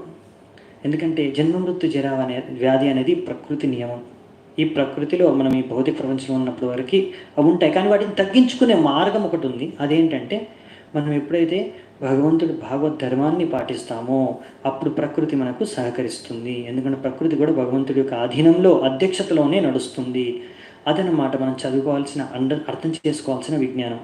ఇది విజ్ఞానం అండి, ఇదేదో మూఢనమ్మకం కాదు, ఇదేదో సెంటిమెంట్ కాదు. మనం చదువుకునేది ఏదో ఎంటర్టైన్మెంట్ కూడా కాదు, మంచి స్టోరీస్ ఉన్నాయని కాదండి. ఇది విజ్ఞానం. ఇది జీవితంలో మనం అనుభవించే, మనం ఆచరించే దాని ద్వారా ఫలితాలు దక్కించుకునే విజ్ఞానం, ప్రాక్టికల్ నాలెడ్జ్. సో మనం చూడవచ్చు అన్నమాట. పశ్యోత్పాత నరవ్యాగ్ర దివ్యాన్ భౌమాన్ సదైహికాన్ దారుణాన్ శంసతో దూరాత్ భయం నో బుద్ధి మోహనం. సో ఇక్కడ ఏం చెప్తున్నారంటే, ఎంతో శక్తిశాలైన భీమసేనుడు అంటున్నాడు, ఎంతో శక్తిశాలైన మనిషివి నువ్వు, కానీ ఇప్పుడు చూడండి దీని భీమసేనుడికి చెప్తున్నాడు యుధిష్ఠిర మహారాజు, చూడు ఈ యొక్క ప్రకృతి యొక్క గ్రహాల ప్రభావం ద్వారా, నక్షత్రాల ప్రభావం ద్వారా, ప్రకృతి యొక్క వైపరీత్యాల ద్వారా ఎన్నో రకరకాల బాధలు, కష్టాలు మనము పడవలసి వస్తుంది. ఇలాంటివన్నీ అంటే ఆయనకు కనిపిస్తున్నాయి అన్నమాట. ఇలాంటివి జరగబోతున్నాయని కనిపిస్తున్నాయి, అవన్నీ కనిపిస్తున్నాయి, ఆయనకు దర్శనం ఇస్తున్నాయి యుధిష్ఠిర మహారాజుకి. నాకు ఇవన్నీ సంభవిస్తాయేమో, ఎన్నో రకాల కష్టాలు సంభవించబోతున్నాయి భవిష్యత్తులో, ప్రజలు ఎన్నో కష్టాలు పడబోతున్నారు అనే విషయం నాకు ఎందుకో నా యొక్క మెదడులో తట్టుతుంది. ఇవన్నీ సంకేతాలు, అపశకునాలు చూసి దీని ద్వారా నాకు నా యొక్క చేతన కూడా విచలితమవుతుంది అనే విషయాన్ని తను షేర్ చేసుకుంటున్నాడు. తన యొక్క భావనని భీమసేనుడితో, తన యొక్క అనుజుడైన భీమసేనుడితో ఆయన పంచుకుంటున్నాడు అన్నమాట. సో మనం ఒక్కొక్కసారి ఆధునిక ప్రగతి, మెటీరియల్ అడ్వాన్స్మెంట్, భౌతిక ప్రగతి, ఆధునిక జగత్తులో భౌతిక ప్రగతి అంటాం, కానీ అది ఏంటి అంటే ఈ 3 రకాల దుఃఖాలని పెంచుకోవడం అని ఇక్కడ మనకున్నాయి కదా 3 రకాల తాపాలు: ఆధ్యాత్మిక క్లేశ, ఆది భౌతిక క్లేశ, ఆది దైవిక క్లేశ. ఇప్పుడు కరోనా అనేది కూడా అది ఆది దైవిక మరియు ఆది భౌతిక 2 రకాల క్లేశాలు. దాని ద్వారా మనం ఇప్పుడు చాలామంది మనస్తాపానికి గురవుతున్నారు. అది ఆధ్యాత్మిక క్లేశ. సో 3 రకాల క్లేశాలను ఇప్పుడు మనం చూస్తున్నాం. ఎందుకు అంటే ఇదే అన్నమాట. సో ఈ యొక్క మనం ఎంత ఆధునిక భౌతిక ప్రగతి, భౌతిక విషయాల్లో కానీ, భౌతిక విజ్ఞానంలో కానీ ఎంత ప్రగతి సాధించినా ఈ యొక్క 3 తాపాల నుంచి మనము ఈ భౌతిక ప్రగతి ద్వారా, మెటీరియల్ అడ్వాన్స్మెంట్ ద్వారా మనము పరిష్కరించుకోలేము. ఎలా పరిష్కరించుకోవచ్చు అంటే అది భాగవత్ ధర్మాన్ని పాటించుకొని, ప్రతి ఒక్కరూ పాటించి. సో ఇలా ఇక్కడ మనకు ప్రభుపాద వాళ్ళు రాశారనమాట. ఇంకా విషయాలు ఉన్నాయి, మీరు కావాలంటే తర్వాత తాత్పర్యంలో చూసుకోండి, ఇంకా విస్తృతంగా దాన్ని వర్ణించారు. కానీ మీకు అర్థమైపోయింది కదా తత్వం అనేది, అందుకే ముందుకు వెళ్తున్నాను. ఇప్పుడండి 11 నుంచి 20 వరకు ముఖ్యంగా మనం చూసుకుంటూ వెళ్ళిపోతాము. ఇందులో అన్ని అపశకునాలు కనిపిస్తాయి. ఇవన్నీ అపశకునాలు ముఖ్యంగా పురుషుడికండి. పురుషుడికి కొన్ని అపశకునాలు పురుషుడికి స్త్రీకి వేరువేరుగా ఉంటాయి. కొన్ని మాత్రం అందరికీ కామన్గా ఉంటాయి. అందుకనే మీకు కొన్ని తెలుసు కదా. ఇప్పుడు మనం చూస్తాం, ఫస్ట్ది చూస్తాం, దాని ద్వారా మనం చర్చించుకుందాం. 11వది, ఊర్వక్షీ బాహవో మహ్యం స్ఫురంత్యంగా పునః వేపతుశ్చాపి హృదయే ఆరాధశ్యంతి విప్రియం. ఇక్కడ ఏమేమి చూస్తున్నారంటే ఆయన అపశకునాలు, యుధిష్ఠిరు మహారాజు యొక్క ఎడం వైపు శరీరం అంతా, అంటే ఎడం వైపు భాగం అంతా దాన్ని ఏమంటారు మనం, తిమ్మిరెక్కినట్టు ఉంటుంది, అంటే కంపిస్తుంది. అలాగే ఆయన యొక్క కళ్ళు కూడా ఎలా అంటే ట్విచ్చింగ్ ఆఫ్ ద ఐ అంటారు. అంటే మనం కన్ను ముయ్యకూడదు అనుకుంటాం, కానీ అదంతకు అదే ఇలా మూసుకుంటూ తెరుచుకుంటూ ఉంటుంది అనమాట. అది ఏమంటాం తెలుగులో ఎగ్జాక్ట్గా మీరు రాయొచ్చు, కామెంట్ చేయొచ్చు. అదురుతుంది, పర్ఫెక్ట్. కన్ను అదరడం, అలాగే ఇటు సైడ్ ఒక లెఫ్ట్ సైడ్ ఎడమ భాగం అంతా అదురుతుంది అనమాట ఆయనకి, కన్ను అదరడం. ఇంకా అలాగే ఇంకేం అదురుతున్నాయంటే ఆయన యొక్క తొడలు కూడా అదురుతున్నాయి, ఆయన యొక్క చేతులు కూడా అదురుతున్నాయి, అలా కంపిస్తున్నాయి అన్నమాట. సో ఇవన్నిటి ద్వారా, అలాగే ఇంకా ఆయన ఒక గుండె కూడా కొట్టుకుంటుందంట వేగంగా, కొట్టుకోవడం, అదురుతుంది. ఇవన్నీ ఎడం వైపు అంతా జరుగుతున్నాయి మన యుధిష్ఠిర మహారాజుకి. ఇది మామూలుగా పురుషులకి ఎడం వైపు జరిగితే అది అపశకునంగా భావిస్తాము. అదే ఒకవేళ కుడివైపు జరిగితే స్త్రీలకి కుడివైపు జరిగితే అది అపశకునం అనమాట. ఒకవేళ ఇవి కుడివైపు పురుషుడికి జరిగితే అవి శుభ సంకేతాలుగా తీసుకోవచ్చు, శుభ సంకేతాలుగా. అలాగే రివర్స్ ఉంటుంది స్త్రీలకి. కొన్ని కామన్ కూడా ఉంటాయి, సేమ్ కూడా ఉంటాయి, కొన్ని రివర్స్లో కూడా ఉంటాయి. ఇదంతా ఒక శాస్త్రం ఉంది. మన ఇస్కాన్లో కూడా ఒక డివోటీ రాశారు, నిమిత్త శాస్త్రం అనే ఒక పుస్తకం రాశారు. అది చదివాను, అందులోంచి నాకు కొన్ని విషయాలు తెలిసాయి దీని గురించి. సో ఇవన్నీ మూఢనమ్మకాలు కావండి, ఇవన్నీ శాస్త్రయుక్తం. అంటే ఇవి మనము ఈ చిహ్నాల ద్వారా మనము ఏమి జరగబోతుంది భవిష్యత్తులో, లేకపోతే మన జీవితంలో, లేకపోతే ఈ ప్రపంచంలో ఎన్నో విషయాలు తెలుసుకోవచ్చు అన్నమాట. ఇదొక సైన్స్, ఇదొక విజ్ఞానం. సో ఇలాంటి ప్రకృతి వైపరీత్యాలు కానీ, ఇలాంటి సంఘటనలు ఏవైతే జరిగిపోతున్నాయో దీని ద్వారా మనకి ఇప్పుడు ఇవన్నీ మనం చూసుకున్నాం కదా, 3 తాపాల ద్వారా బాధితులయ్యే మనుషులు బాధితులు అవుతున్నారో వీటన్నిటికీ ఒక సొల్యూషన్ ఏంటంటే, ఎలాగైతే ఒక అడవిలో ఫారెస్ట్ ఫైర్ అగ్ని పుడుతుందో, అది ఎవరు దాన్ని అగ్ని పుట్టించరు, అదంతకు అదే గాలికి వేగానికి కొన్ని కర్రలు, కొన్ని ఆకులు, కొన్ని ఇవి తగిలించుకొని అవి అగ్ని అనేది పుట్టి ఆ అగ్ని ద్వారా మొత్తం దహించుకుపోతుంది అన్నమాట, మొత్తం అడవంతా. అలాగే దాన్ని మనము ఒక మనిషి బకెట్లో చెంబులో నీళ్లు వేసి దాన్ని ఆర్పలేము అలాంటి మంటల్ని, అవునా? అవి ఆరాలంటే వర్షాలు కురవాలి, గట్టిగా వర్షాలు కురిస్తే, పెద్ద వర్షాలు కురిస్తే అప్పుడు ఆ యొక్క అడవి మంటలు ఆరిపోతాయి అన్నమాట. మొన్న రీసెంట్గా ఒకసారి ఆస్ట్రేలియాలో ఇలా అడవి మంటలు వచ్చి ఎన్నో ప్రాణులు చనిపోయాయి.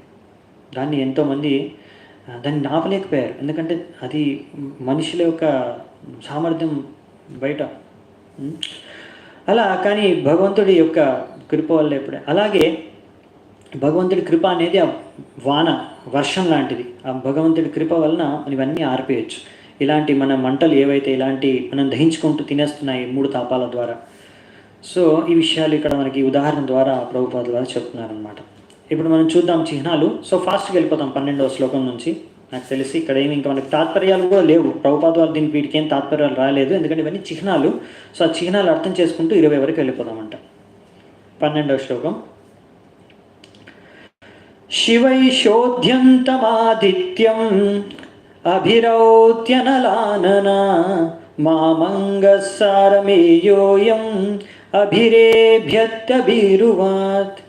సో ఇక్కడ ఏమిచ్చారంటే భీమసేన, ఓ భీమసేన చూడు, ఈ యొక్క నక్క ఉదయించే సూర్యుడిని చూసి అరుస్తుంది అంటే ఇదొక అపశకునం. అలాగే ఇక్కడ ఒక కుక్క నన్ను చూసి ఏమాత్రం భయపడకుండా నా ముఖం మీదే గర్జిస్తుంది, అంటే కుక్క అరుస్తుంది. సో ఇవన్నీ కొన్ని అపశకునాలు అన్నమాట. ఇలాంటివన్నీ శస్తా కుర్వంతి మాం సవ్యం దక్షిణం పశవోపరే వాహాంశ్చ పురుష వ్యాఘ్ర లక్ష్యసే హృదతో మమ. ఓ భీమసేన, ఇలా ఎంతో మంచి ఉపయోగకరమైన ఆవులు, ఈ ఆవులు పశువులంటే ఆవులు నా ఎడం వైపు నుంచి నడుచుకుంటూ వెళ్తున్నాయి. అలాగే అంతో అధమైన నీచమైన పశువులు గాడిదలు లాంటివి నన్ను నా చుట్టూ పరిక్రమ చేస్తున్నాయి. ఇంకా నా యొక్క గుర్రాలు నన్ను చూసి ఏడుస్తున్నాయి, వాళ్ళ కళ్ళల్లోంచి నీళ్ళు వస్తున్నాయి. ఇవన్నీ అపశకునాలు యుధిష్ఠిర మహారాజు స్వయంగా గమనిస్తున్నాడు. మృత్యుదూత కపటోయం ఉలూక కంపయన్మనః ప్రత్యులూకశ్చ కుహ్వాణైర్ విశ్వం వైశూన్యమిచ్చతః. చూడు, ఈ కపతో అంటే కబూతర్, అదే మన పీజియన్, పావురం. పావురము ఇది నాకు పావురం కనిపిస్తుంది, ఇది యమదూతలా కనిపిస్తుంది, మృత్యుదూత, మెసెంజర్ ఆఫ్ డెత్. మృత్యుదూత కపతోయం. ఈ యొక్క పావురము మృత్యుదూతలాగా నాకు సంకేతాన్ని ఇస్తుంది. అంటే అంటే ఎంతో అపశకునం అని. ఇంకా అలాగే గుడ్లగూబలు అరుస్తున్నాయి, కాకులు అరుస్తున్నాయి. వీటి యొక్క ఏ రకంగా అయితే అరుస్తున్నాయో, కేకలు పెడుతున్నాయో, దాని ద్వారా, ఆ శబ్దాల ద్వారా నా యొక్క హృదయం కంపిస్తుంది. నాకేమనిపిస్తుంది అంటే ఈ యొక్క దృశ్యాలు చూసి, ఇవి విని నాకు మొత్తం జగమంతా శూన్యం అయిపోయింది అనిపిస్తుంది. అంటే వీళ్ళందరూ జగాన్ని శూన్యం చేసేస్తారు అనిపిస్తుంది అని. ధూమ్రదిశ పరిదహ్య కంపతే భూసహాద్రిభిః నిర్గాతశ్చ మహాంస్తాత శాకం చ స్తనయిత్నుభిః. ఇంకా చెప్తున్నాడు భీమసేనుడు, చూడు భీమసేన, అలాగే ఎంతో స్మోక్, పొగ తిరుగుతూ ఉంది ఆకాశంలో. భూమి ఇంకా పర్వతాలు కంపిస్తున్నాయి. కంపతే సహాద్రిభిః, భూమి ఇంకా పర్వతాలు కంపిస్తున్నాయి. ఆకాశంలో మేఘాలు లేవు కానీ మేఘ గర్జనలు మాత్రం వినిపిస్తున్నాయి. ఇవన్నీ అపశకునాలు నాకు కనిపిస్తున్నాయి. వాయుర్వాతి కరస్పర్శో రజస్వ విసృజం స్తమః అసృక్ వర్షంతి జలదా భీభత్సం ఇవ సర్వతః. ఇంకా ఏమున్నాయంటే, వాయు ఎంతో వేగంగా వీస్తుంది. వాయువాతి కరస్పర్శో, ఆ వీస్తున్నప్పుడు ఎంతో దుమ్ము రేపుకుంటూ వెళ్ళిపోతుంది. అంత వేగంగా వాయు వీస్తుంది. ప్రతి చోట అంధకారం వ్యాపిస్తుంది. ఇంకా మేఘాలు ఎక్కడ పడితే అక్కడ వర్షాలు ఎలా పడితే అలా కురిపిస్తున్నాయి. ఇంకా నెక్స్ట్ శ్లోకం. సూర్యం హతప్రభం పశ్య గృహమర్ధం మితో దివి ససంకులైర్భూతగణైర్ జ్వలితే ఇవ రోదసి. ఇంకేం చెప్తున్నారంటే, సూర్యకిరణాలు తగ్గిపోతున్నాయి. సూర్య యొక్క ప్రభావం అంటే సూర్యకిరణాలు తగ్గుతున్నాయి, సూర్యకాంతి. అలాగే నక్షత్రాలు కొట్టుకుంటున్నాయి, అలా అనిపిస్తున్నాయి, కొట్టుకుంటున్నట్టు అనిపిస్తున్నాయి నక్షత్రాలు. అలాగే ఎంతో మోహభ్రాంతులకి గురి అయ్యి సామాన్య ప్రజలు, జీవులు అందరూ విలపిస్తున్నట్టు, ఎంతో దుఃఖంలో, ఆ దుఃఖం ద్వారా వాళ్ళంతా దహించుకుపోతున్నట్టు అనిపిస్తున్నాయి. నద్యో నదాశ్చక్షుతిక్షుభిత సారాంసి చ మనాంసి చ నజ్వలత్యగ్నిరగ్నేయ కాలోయం కిం విదాస్యతి. జలాశయాలు, నదులు, ఇంకా చిన్న చిన్న పుష్కరాలు కానీ, నదులు కానీ, ఇంకా ఎన్నో రకరకాల జలాశయాలు అన్నీ కూడా, ఇంకా నా మనస్సు అన్నీ పర్టర్బ్డ్, విచలితమవుతున్నాయి. అలాగే ఇంకా ఈ నెయ్యి ద్వారా అగ్ని ఉత్పన్నం అవ్వటం లేదు, ఇంకా బటర్ అంటే వెన్న ద్వారా అగ్ని ఉత్పన్నం అవ్వటం లేదు. ఇది ఏ రకమైన సమయం ఆసన్నమైంది, ఇప్పుడు ఏం జరగబోతుంది ఓ భీమసేన? దీని ద్వారా న పిబంతి స్తనం వత్స న దుహ్యంతి చ మాతరః రుదంత్యశ్రుముఖా ఘావో న హృష్యంతి రిషభావ్రజే. ఆవు దూడలు వాటి తల్లుల నుంచి పాలని తాగటం లేదు, అలాగే ఆవులు కూడా పాలు ఇవ్వటం లేదు. ఇంకా అవి రెండు వాటి కళ్ళల నుంచి నేను చూస్తున్నాను, అశ్రువులు కారుతున్నాయి, వాళ్ళు ఏడుస్తున్నారు, ఆవులు ఏడుస్తున్నాయి. ఇంకా అలాగే ఎద్దులు ఏమాత్రం ఆనందంగా ఆ యొక్క గడ్డిని మేయటం లేదు, తినటం లేదు, విహరించుకుంటూ ఆనందంగా విహరించటం లేదు, అలా ఆనందంగా లేవు. దైవతాని రుదంతివ స్విద్యంతి హి ఉచ్చలంతి చ ఇమే జనపదా గ్రామ పురోద్యానాకరాశ్రమ భ్రష్టశ్రియో నిరానంద కిమఘం దర్శయంతి నః. మందిరాల్లో విగ్రహాలు ఏడుస్తున్నాయి, విగ్రహాల కళ్ళ నుంచి నీళ్ళు వస్తున్నాయి, చెమటలు వస్తున్నాయి విగ్రహాలకి. అంటే వాళ్ళు దుఃఖంతో బాధపడుతున్నాయి విగ్రహాలు కూడా. అలా అనిపిస్తుంది, అంటే విగ్రహాలు ఇప్పుడు మందిరాన్ని వదిలి వెళ్ళిపోతాయేమో అనిపిస్తుంది. అన్ని గ్రామాలు, అన్ని నగరాలు, అన్ని పట్టణాలు, అన్ని రకాల వనాలు, ఇంకా ఎన్నో రకమైన మైనాలు, ఇంకా ఎన్నో రకమైన ఆశ్రమాలు వాటికి ఉన్న సౌందర్యాన్ని కోల్పోయి ఆ ఆనందాన్ని కోల్పోయినట్టు అనిపిస్తున్నాయి.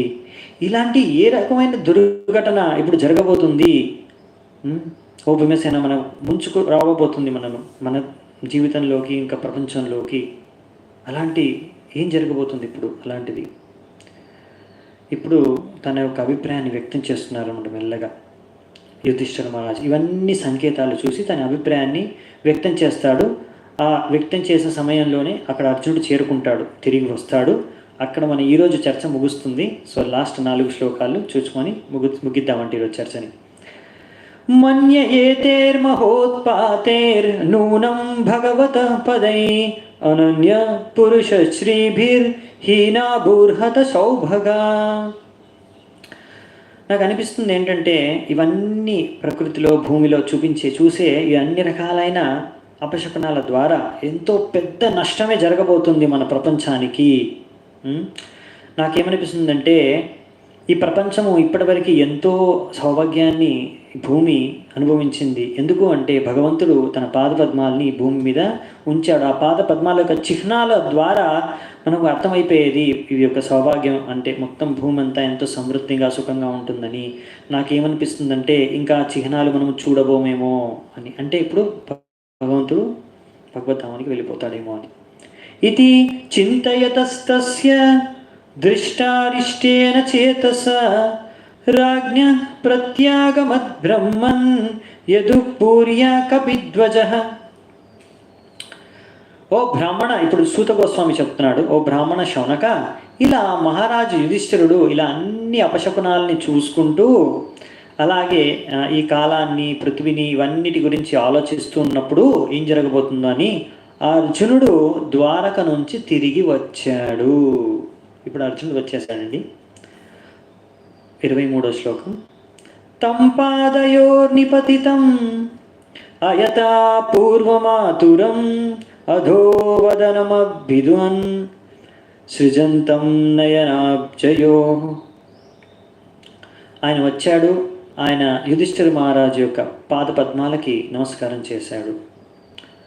తర్వాత అక్కడ రాజు అంటే యుధిష్ఠిర మహారాజు అర్జునుడు యొక్క వైపు చూశాడు. ఆయన ఎంతో నిరుత్సాహంగా కనిపించాడు. ఎప్పుడు ఇంత నిరుత్సాహంగా చూడలేదు అర్జునుడిని. ఇంకా తన తల దించుకొని ఉన్నాడు అర్జునుడు, ఇలా కిందికి తల దించుకొని ఆయన యొక్క కళ్ళల్లోంచి అశ్రువులు కారుతున్నాయి. తన కళ్ళల్లోంచి అశ్రువులు దారుతున్నాయి అంటే ఏడుస్తున్నాడు చెప్పాలంటే అర్జునుడు. ఇలా దర్శనమిచ్చాడు యుధిష్ఠిర మహారాజుకి అర్జునుడు రాగానే. విలోక్యోద్విగ్న హృదయో విచ్ఛాయం అనుజం నృపః పృచ్చతి స్మ సుహృన్మధ్యే సంస్మరన్ నారదేరితం. ఇలా అర్జునుణ్ణి ఎంతో దుఃఖంతో అలా తలని దించుకొని ఉన్న పరిస్థితిని చూసి ఆయన యొక్క హృదయంలో ఎంతో వ్యధని అనుభవించాడు యుధిష్ఠిర మహారాజు. అప్పుడు ఆయనకి వెంటనే మళ్ళీ నారదితం సంస్మరన్ నారదేరితం స్మరించుకున్నాడు నారదుని చెప్పిన విషయాల్ని. అలా స్మరించుకొని ఇప్పుడు అర్జునుడికి కొన్ని ప్రశ్నలు అడిగాడు తన యొక్క మిత్రుల బంధువుల ముందే. ఇప్పుడు ఏమడిగాడు అర్జునుడిని, దానికి అర్జునుడి యొక్క ప్రతిక్రియ ఏమిటి అనే విషయాలు మనం రేపటి నుంచి చర్చించుకుందాము. ఈరోజు మన యొక్క చర్చని ఇక్కడే ముగిస్తున్నామండి. చాలా చాలా ధన్యవాదాలు మీ అందరికీ ఇంతసేపు ఓపికగా విన్నందుకు. హరే కృష్ణ. शील प्रभुपाद की जय. ग्रंथराज श्रीमद् भागवतम की जय. समवेत गौर भक्त वृंद की जय. निताय गौर सीतानाथ प्रेमानंदे. हरि हरि बोल.